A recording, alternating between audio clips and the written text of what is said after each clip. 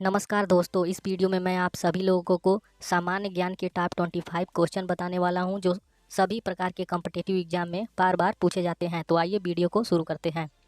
पहला प्रश्न है, भारत निम्न में से किस संगठन का सदस्य नहीं है? पहला ऑप्शन है दक्षिण पूर्वी एशियाई राष्ट्रों का संगठन, दूसरा राष्ट्रकुल, तीसरा G20, चौथा दक्षिण एशियाई क्षेत्रीय सहयोग संगठन। तो इसका ऑप्शन पहला वाला सही है, दक्षिण पूर्वी एशियाई राष्ट्रों का संगठन। भारत इसका संगठन नहीं है। दूसरा प्रश्न है, मौर्य राजवंश की स्थापना मगध में हुई थी जो वर्तमान में किसके नाम से जाना जाता है? पहला ऑप्शन है पश्चिम बंगाल, दूसरा है पंजाब, तीसरा बिहार, चौथा आंध्र प्रदेश। तो ऑप्शन 3 बिहार इसका सही आंसर है। मौर्य राजवंश की स्थापना मगध में हुई थी जो वर्तमान में अब बिहार के नाम से जाना जाता है। अगला प्रश्न है, जब महात्मा गांधी को रेलगाड़ी से जबरन उतारा गया तब वे दक्षिण अफ्रीका में कहाँ जा रहे थे? पहला ऑप्शन है प्रिटोरिया, दूसरा जोहान्सबर्ग, तीसरा केप टाउन, चौथा डरबन। तो इसका ऑप्शन पहला सही है, प्रिटोरिया जा रहे थे। जब महात्मा गांधी को रेलगाड़ी से जबरन उतारा गया तब वे दक्षिण अफ्रीका में प्रिटोरिया जा रहे थे। अगला प्रश्न है, अमीर खुसरो द्वारा रचित कविता छाप तिलक सब छीनी किस भाषा में है? पहला ऑप्शन है भोजपुरी, दूसरा है खड़ी बोली, तीसरा है ब्रज भाषा, चौथा है उर्दू। तो ऑप्शन 3 ब्रज भाषा इसका सही जवाब है। अगला प्रश्न है, विश्व स्वास्थ्य दिवस किस दिन मनाया जाता है? पहला ऑप्शन है 17 जनवरी, दूसरा है 7 अप्रैल, तीसरा है 1 अगस्त, चौथा है 31 दिसंबर। तो ऑप्शन 2 7 अप्रैल इसका सही जवाब है। विश्व स्वास्थ्य दिवस 7 अप्रैल को मनाया जाता है।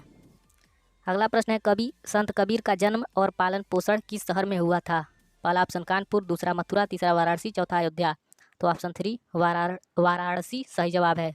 कवि संत कबीर का जन्म और पालन पोषण वाराणसी शहर में हुआ था। लखनऊ घराने की नींव किसके द्वारा रखी गई थी? ऑप्शन 1 बड़े Ghulam Ali Khan, option 2 बाछू Khan, option 3 Bismillah Khan, option 4 Amjad Ali Khan. तो ऑप्शन दूसरा इसका सही जवाब है, बाछू खान। लखनऊ घराने की नींव रखने वाले बाछू खान थे। अंडमान और निकोबार द्वीप समूह पर स्थित इंदिरा पॉइंट निम्नलिखित देशों में से किसके निकटतम है? पहला ऑप्शन है बांग्लादेश, दूसरा है मलेशिया, तीसरा इंडोनेशिया, चौथा नेपाल। तो ऑप्शन 3 इंडोनेशिया इसका सही जवाब है। अंडमान और निकोबार द्वीप समूह पर स्थित इंदिरा पॉइंट इंडोनेशिया के निकटतम है। ब्यूनस आयर्स किस देश की राजधानी है? Option A Bolivia, option 2 Venezuela, option 3 Argentina, option 4 Brazil. तो इसका ऑप्शन 3 सही जवाब है, अर्जेंटीना। ब्यूनस आयर्स अर्जेंटीना की राजधानी है। इम्फाल किस भारतीय राज्य की राजधानी है? Option 1 Manipur, option 2 Tripura, option 3 Nagaland, option 4 Sikkim. तो इसका सही जवाब ऑप्शन 1 मणिपुर हो जाएगा। इम्फाल मणिपुर राज्य की राजधानी है। निम्नलिखित में से कौन सा शहर कर्क रेखा से सबसे दूर है? ऑप्शन 1 गांधीनगर, दूसरा ऑप्शन रांची, तीसरा अगरतला, चौथा भुवनेश्वर। तो ऑप्शन 4 इसका सही जवाब है, भुवनेश्वर कर्क रेखा से सबसे दूर है। अगला प्रश्न है, कुल्लू तथा कांगड़ा घाटी स्थित है? ऑप्शन 1 हिमाद्री में, ऑप्शन 2 हिमाचल में, ऑप्शन 3 अरावली में, ऑप्शन 4 शिवालिक में। तो इसका ऑप्शन दूसरा सही है, हिमाचल में। कुल्लू तथा कांगड़ा घाटी हिमाचल में स्थित है। पारादीप पत्तन स्थित है? अगला प्रश्न है, पारादीप पत्तन स्थित है? ऑप्शन 1 केरल में, ऑप्शन 2 आंध्र प्रदेश में, ऑप्शन 3 उड़ीसा में, ऑप्शन 4 तमिलनाडु में। तो तीसरा ऑप्शन यहाँ पर सही है, उड़ीसा में पारादीप पत्तन स्थित है।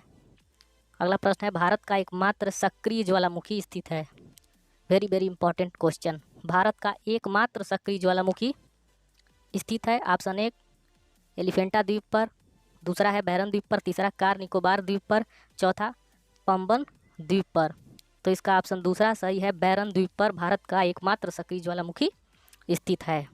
ये जितने भी प्रश्न हैं दोस्तों, किसी न किसी कॉम्पिटिटिव एग्जाम में ज़रूर पूछे गए हैं, उन्हीं को मैं आप लोगों को बता रहा हूँ। आइए अगले प्रश्न को देखते हैं। एकमात्र राज्य जो भारत में केसर का उत्पादक है? ये भी बहुत ही इंपॉर्टेंट प्रश्न है। एकमात्र राज्य जो भारत में केसर का उत्पादक है? ऑप्शन 1 असम, दूसरा उत्तराखंड, तीसरा जम्मू कश्मीर, चौथा हिमाचल प्रदेश। तो इसका ऑप्शन तीसरा सही होगा, जम्मू कश्मीर। केसर जो है दोस्तों, ये विश्व का सबसे महंगा मसाला केसर का होता है। ये भी एक क्वेश्चन है। अगला प्रश्न है, असम की प्रसिद्ध काजीरंगा सेंचुरी प्रसिद्ध है? ऑप्शन 1 शेर के लिए, ऑप्शन 2 टाइगर के लिए, ऑप्शन 3 हाथी के लिए, ऑप्शन 4 गैंडे के लिए। तो इसका ऑप्शन 4 सही हो जाएगा, गैंडे के लिए। असम की प्रसिद्ध काजीरंगा सेंचुरी गैंडे के लिए प्रसिद्ध है। अब हम लोग संविधान के क्वेश्चन को देखेंगे। संविधान सभा का अस्थायी अध्यक्ष कौन था? Option 1 doctor Rajendra Prasad, option 2 Bhimrao Ambedkar, option 3 सच्चिदानंद सिन्हा, ऑप्शन 4 पंडित जवाहरलाल नेहरू। तो इसका सही ऑप्शन तीसरा वाला हो जाएगा, डॉक्टर सच्चिदानंद सिन्हा। संविधान सभा का अस्थायी अध्यक्ष कौन था? डॉक्टर सच्चिदानंद सिन्हा। जब स्थायी अध्यक्ष पूछेगा तो उसका जवाब डॉक्टर राजेंद्र प्रसाद हो जाएगा, और जब प्रारूप समिति का अध्यक्ष पूछा जाएगा तो डॉक्टर भीमराव अंबेडकर उसका सही जवाब होगा। आइए अगला प्रश्न देखते हैं। अथक परिश्रम के बाद संविधान तैयार हुआ। ऑप्शन 1 26 दिसंबर 1949 को, ऑप्शन 2 26 जनवरी 1950 को, ऑप्शन 3 25 दिसंबर 1949 को, ऑप्शन 4 26 नवंबर 1949 को। तो सही जवाब ऑप्शन 4 हो जाएगा, 26 नवंबर 1949 को। और एक प्रश्न इससे रिलेटेड और आता है कि संविधान पूरी तरह से लागू कब हुआ? तो 26 जनवरी 1950 को संविधान लागू किया गया था।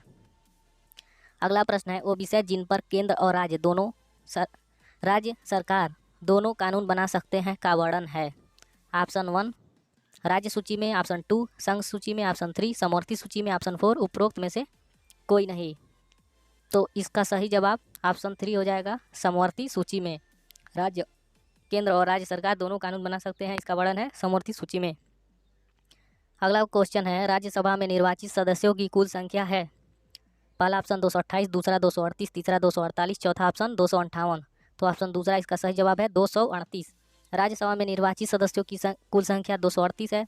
जब ये प्रश्न पूछेगा कि राज्यसभा में कुल सदस्यों की कितनी संख्या है तो उसका जवाब 250 होगा। भारत में प्रधानमंत्री ऑप्शन 1 निर्वाचित होता है, ऑप्शन 2 चयनित होता है, ऑप्शन 3 नामित होता है, ऑप्शन 4 नियुक्त होता है। तो इसका सही जवाब ऑप्शन 4 हो जाएगा, नियुक्त होता है। भारत में प्रधानमंत्री की नियुक्ति की जाती है। अगला प्रश्न है, राष्ट्रपति शासन के अधीन राज्य का बजट पारित किया जाता है। ऑप्शन 1 राज्यपाल द्वारा, ऑप्शन 2 राष्ट्रपति द्वारा, ऑप्शन 3 लोकसभा द्वारा, ऑप्शन 4 राज्यसभा द्वारा। तो इसका सही जवाब ऑप्शन 3 हो जाएगा, लोकसभा द्वारा। राष्ट्रपति शासन के अधीन राज्य का बजट लोकसभा द्वारा पारित किया जाता है। भारत का संविधान भारत के महान्यायवादी की नियुक्ति का अधिकार किसको देता है? ऑप्शन 1 प्रधानमंत्री, ऑप्शन 2 राष्ट्रपति, ऑप्शन 3 लोकसभा, ऑप्शन 4 राज्यसभा। तो इसका सही जवाब ऑप्शन 2 हो जाएगा, राष्ट्रपति। भारत का संविधान भारत के महान्यायवादी की नियुक्ति का अधिकार राष्ट्रपति को देता है। अगला क्वेश्चन है, भारत का मूल रूप संविधान किसके द्वारा हाथ से लिखा गया है? मोस्ट वीवीआईपी क्वेश्चन, ये आपको किसी बुक में नहीं मिलेगा। भारत का मूल रूप संविधान किसके द्वारा हाथ से लिखा गया था? Option 1 Bhimrao Ambedkar, option 2 Rafi Ahmed Kidwai, option 3 Prem Bihari Narayan Raizada, option 4 Rajendra Prasad. तो इसका सही जवाब ऑप्शन 3 है, प्रेम बिहारी नारायण रायजादा के द्वारा भारत का मूल रूप संविधान हाथ से लिखा गया था। अगला क्वेश्चन है, निम्न में से कौन सा अनुच्छेद उच्चतम न्यायालय को मौलिक अधिकारों का संरक्षक बनाता है? ऑप्शन 1 अनुच्छेद 352, ऑप्शन बी अनुच्छेद 32, ऑप्शन 3 अनुच्छेद 370, ऑप्शन डी जो है या चौथा ऑप्शन जो है अनुच्छेद 51 है। तो इसका ऑप्शन ये जो दूसरा वाला है ऑप्शन बी अनुच्छेद 32 इसका सही जवाब है। अनुच्छेद 32 उच्चतम न्यायालय को मौलिक अधिकारों का संरक्षक बनाता है।